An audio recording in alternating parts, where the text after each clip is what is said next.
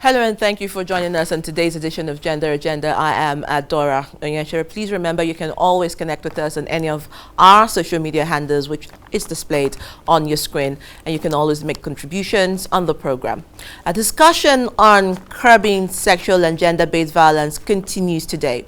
Now, emphasis needs to be made at all times on this topical matter until solutions conversed are implemented and positive changes seen in those areas with those who are involved in this menace brought to book. Now, like we have said here, this abuse is not limited to a particular space. Reports show that the issue of sexual and gender-based violence and violence against women are prevalent across the world, but mostly common in Africa. Now, research has also shown that it is not only females that are being abused, but the male folks themselves do face some form of abuse or another in other homes, offices, workplaces, amongst other areas. This week, our guest last week, Ambassador Antonia Akpabio-Ekpa, who still happens to be our guest this week, will emphasize on some of the issues thereof and continue from where we stop. She will throw more light on the matter on both ways, and that is on cases involving the females and the males, especially in workplaces.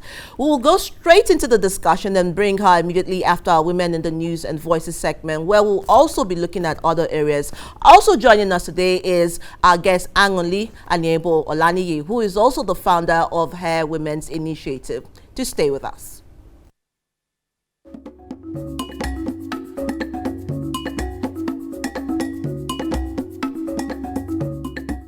A South African court has begun proceedings against more than 80 people arrested after the brazen gang rape of 8 women.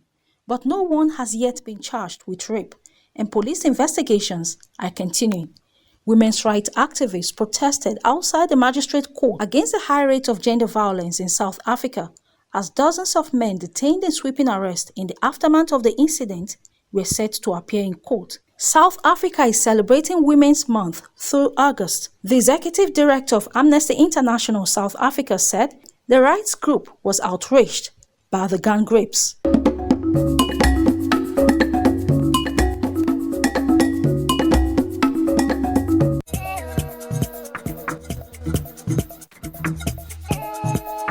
Relationship is something very simple.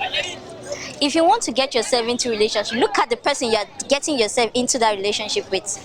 If it's a person that doesn't have sympathy, has heart of care, kindness, sometimes they pretend, you won't know. But you dating a man that raises his hands on you even before you are not married, that man is a dog. You have to run for your life. It would be stupidity on a man to lay his hands on his wife or girlfriend or whatever. If you cannot cope with your wife, if you think that the woman is becoming annoying to you, there are better ways to do it. Apply for a divorce or go for separation. But you see, most times, most marriages that end up like that are marriages that are built on false foundations, deception, and some other things. If you love your wife before you married her, you will not want to raise your hands against her. But if there was an ulterior motive, maybe infatuation, most times marriages are built on infatuations, and you discover that by the time you get your satisfaction, it becomes a, how will I call it now, like a clog on your neck. And you turn right, you see her, you will not begin to do things that will want her to leave your place. But on a more serious note, as a man, modern day, it is not permissible. It's not advisable, and it is a foul against women. Don't forget that a woman gave birth to you, and you are going to give birth to a woman too, no matter how you look at it. So you must treat a woman as equal as you are. We don't support divorce, but we believe that if a man wants to use a woman as a punch back, or I don't know, the woman quietly leave you better leave the husband, so-called husband, or whoever it is. go and stay on your own. Beating a woman is very bad. It's very, very bad. If you don't love a woman, you should not go for the person. Women are supposed to be loved and cared for. Domestic violence is very, very bad. It's dangerous. So we're all human beings. In as much as most people, their marriage is good and some are not good. But I think government should look into the matter because it's very bad. So losing someone is like losing a generation.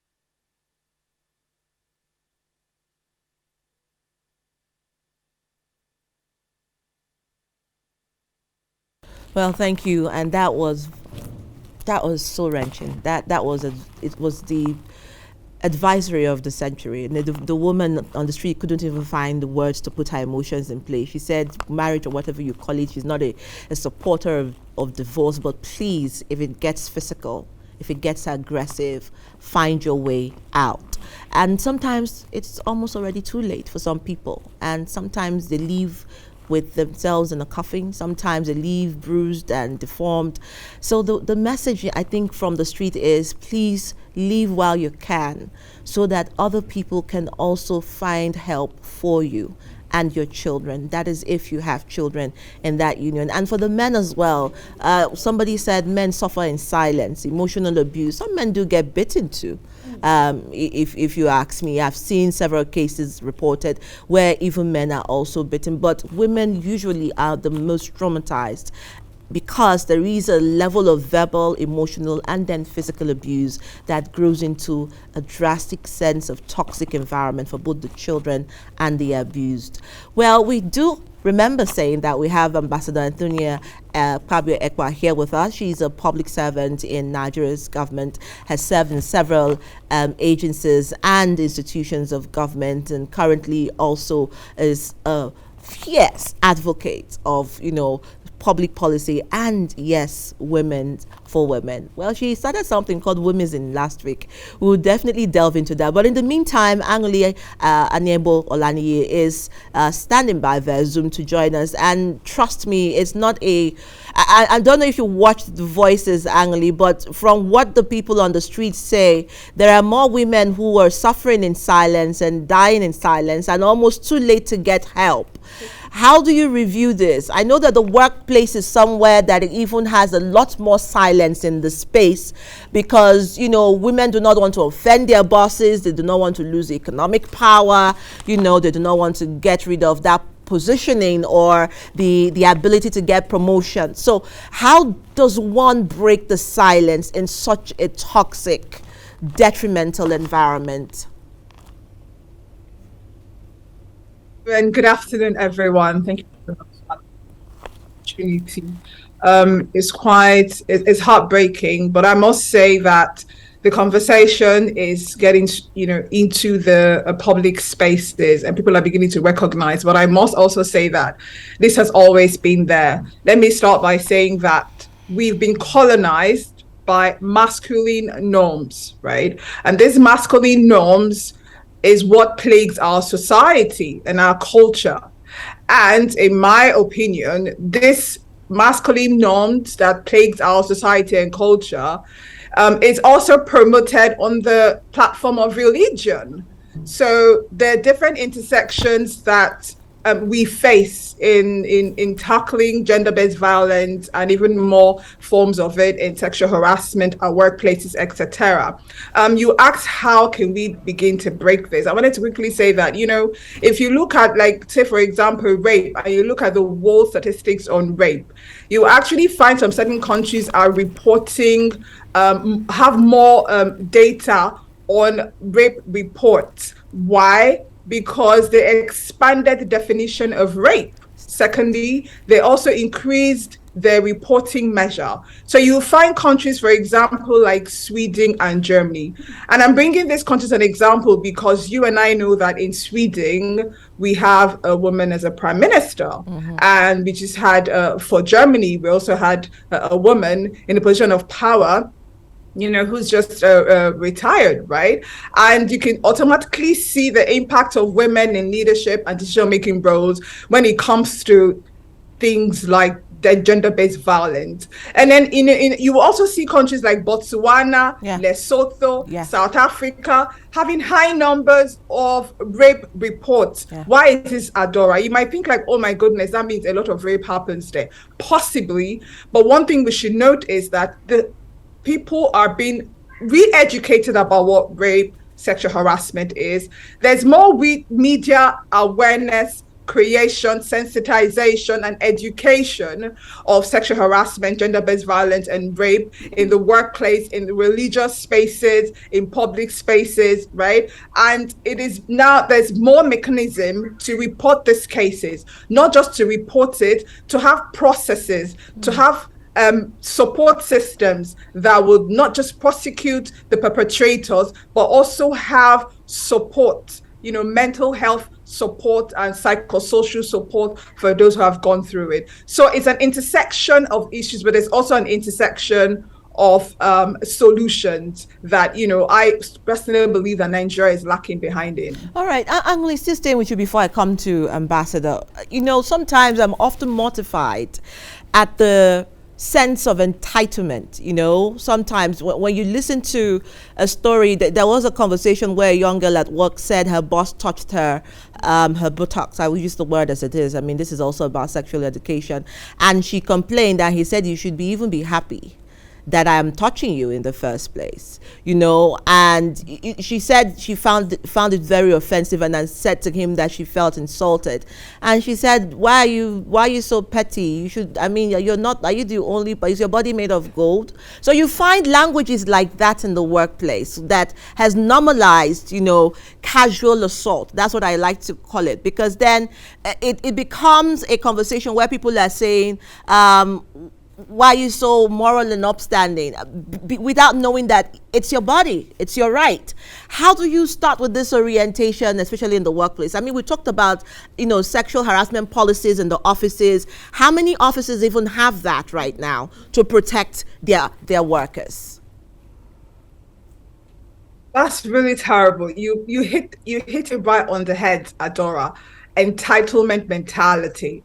Women's bodies for ages upon ages has been seen as a site of crime, as a site of entitlement, as a site of decision, taking away the agencies from the owners themselves, which are the women. Now, just to give a quick recap of our findings in sexual harassment at workplaces in FCT supported by Full Foundation, we actually found that over 1,000 respondents that we had online and 60 face-to-face, we found out that over half of them, 51%, have reported to be sexually harassed at workplace. And we also found out that 3 in 20 women have reported to be raped at workplaces. And now the entitlement mentality is big because, again, like I started to say, the masculine norms that we've all been socialized into have actually given some certain people the kind of mindset that they're entitled to these bodies. Not only that, the re-education of the mindset of those who are being violated needs to happen. And I was speaking about the fact that the number and the data for countries like Sweden, Germany, Botswana, Lesotho, South Africa is high because the re-education of entitlement to a woman or a man's body is happening, right? The awareness and the creation of the understanding and the expansion of what gender-based violence is has also taking place. So when somebody believes that they're entitled to your body, either number one, they don't know, or number two, it's a power play, or they feel like they can just come and collect it from you. But the thing is, how many of us are re-educating ourselves to know that that entitlement is not yours? So there's a great gap, in my opinion, for media advocacy, re-education about what it means to actually have agency over your body. All right. Thank you so much, Angeli. Thank you for joining us. I mean, we cannot stop talking about this until we really find solutions that are implemented in real time. I see a lot of talk shops. I see a lot of summits. I see a lot of policy reviews, but I would really wish, and hopefully with, organizations like yourself, advocates like yourself, continue to push the voices from just not being voices, but into real time, and so that we can find lasting solutions, and more girls are confident enough to report cases regardless of who it is, where it is, and where the person is from. Because I think there's a lot of power play, when you talk about exposure. And some women, some girls are often really afraid because most times they're economically dependent on such persons. So thank you so much for joining us on the show. I will come back here to Professor Etat here and Ekpa, and also begin to she's been saying a lot of things in the side corner. I can hear her itching to have a go. You're welcome to the show. Thank you very much, it's Adora. Good to have you, as nice always. Again. Thank you. Again. Thanks for inviting us. I actually hit the nail on the head. Yes. Entitlement. Absolutely. She talked about conquest. She talked about the fact that there's a power play in all of these negotiations. Yes. But last week we started with you talking about womanism. Absolutely. Yes. How do you look at the barriers, first of all, that creates for women speaking out when it is other women subjugating them, and then how do you also look at breaking down the barriers for women to begin to speak out about this kind of thing? Okay, thank you very much. Congratulations and thanks to our friend Angeli who came on board. It's a question of power. She made that reference, and I saw you also gesticulating. It's a question of power. First of all, who is on the other side? It's a matter of difference in quotes. Somebody has power, the other does not have, all right?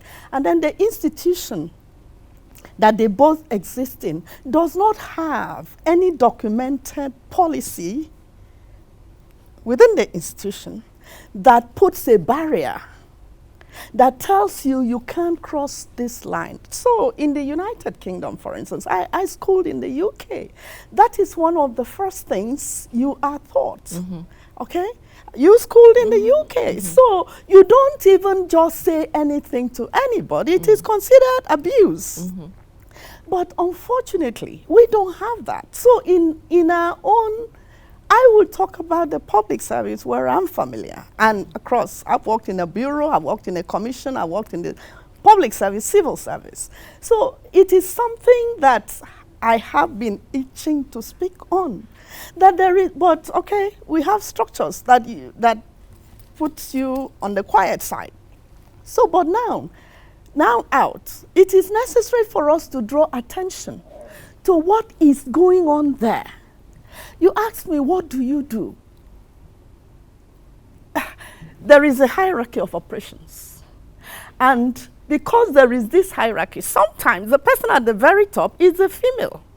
And she has created for herself an empire. And in fact, I'm working on on a write-up. I consider the public service some kind of empire where you have the serf, you have the soldiers, have those who are doing all manner of things, and then you have the lords and the madams and the mistresses and the external stakeholders who have taken absolute control over the system. So the higher you go, the more voice you have. But if you are a female, that voice is muted. Because the system, we bring the patriarchy from where we come, culturally, into the workplace. And I'm praying very hard, and I'm very convinced that very shortly, there will have to be policies that are put in place, documents that a staff can actually, we have what we call in the civil service, the regulations, okay, and all of these are classified. within sexual abuse. But it goes beyond sexual abuse. Women don't abuse women sexually. I haven't heard about that. But there is a psychological abuse. Women don't abuse women sexually? I don't think so. I haven't You haven't heard it? I haven't heard. I have heard it. Okay, fine. I'm talking about And the it space. exists. I'm talking about the space, Yeah. okay, that I've worked. And as a permanent secretary, I was nosing. I'm always nosing to hear you're just trying to find out who is oppressing whom. And I said last time that the greatest oppression women suffer, I'm telling you, my own statistics, which I'm working on, the greatest oppression that women suffer in the workplace, in the family space. The young lady who gets married, she comes from a different ethnic minority or ethnic identity, not minority. And she goes into another ethnic identity. The mother-in-law syndrome.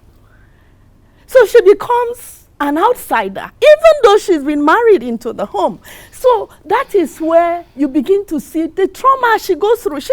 Assuming she doesn't have a child. Then she goes through another trauma.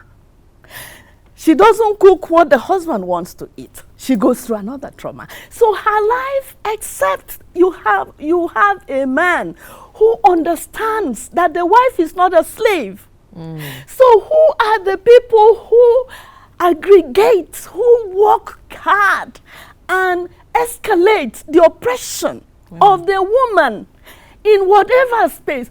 My understanding is women are at the front of it. I worked as a permanent secretary in Ministry of Women Affairs. Persecution of women is not taken as anything in terms practical. Wow. So I'm sorry. I'm saying what I know. Please. And women, the issue of power, of a woman on the top and another woman, even women sharing the same space of power, there is such aggression. And I'm wondering, what is going on? You are holding a position, your fellow woman is holding a position, and you can't work, and yet there is the statement that sisterhood is powerful. So if sisterhood is powerful, whom do you run to? Let us assume you're a director. It happens to permanent secretaries. You're a permanent secretary, there's a female minister, or you're a director, there's a female permanent secretary. You, in the workplace, in the banks, people who work at banks have come to us in the ministry to say, please, find a way to reach them. I have personally seen a situation where a woman in a banking institution of the Federal Public Service was abusing a man. And I said, no, I'm going to go out and say to her, you can't do that. Everybody pleaded with me again that when you leave this place, madam, we will all suffer. It was a woman that was doing this. And I was just holding a program in that institution. So what do you do? People are not protected. I refer to Europe, where there are institutional guidelines and other clients. But there has to be now. We have to, beyond IC, beyond the fanfare of advocacy and wearing of adire, we have or dressing up and making a lot of noise. What is violence, gender-based violence? When you are in charge of money as a woman. All right, I have to hold your thoughts on that, because I'm sure that a lot of people are getting into it. I can even see the oohs and the ahs and oh. Sorry, wow, I hope I'm not. About Now is up next quickly before we end the show, please.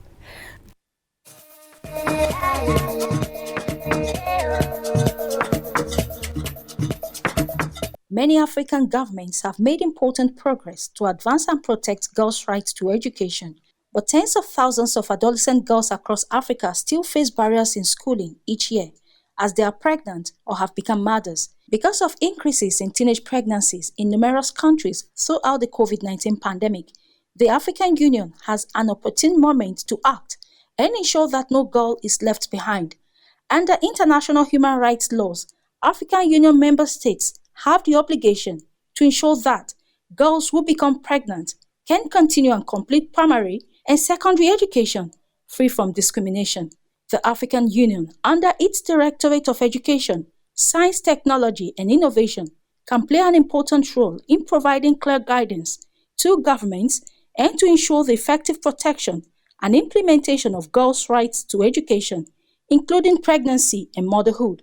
It should press government to adopt laws and policies that are consistent with human rights obligations and to learn from good practices favored by many of its member states.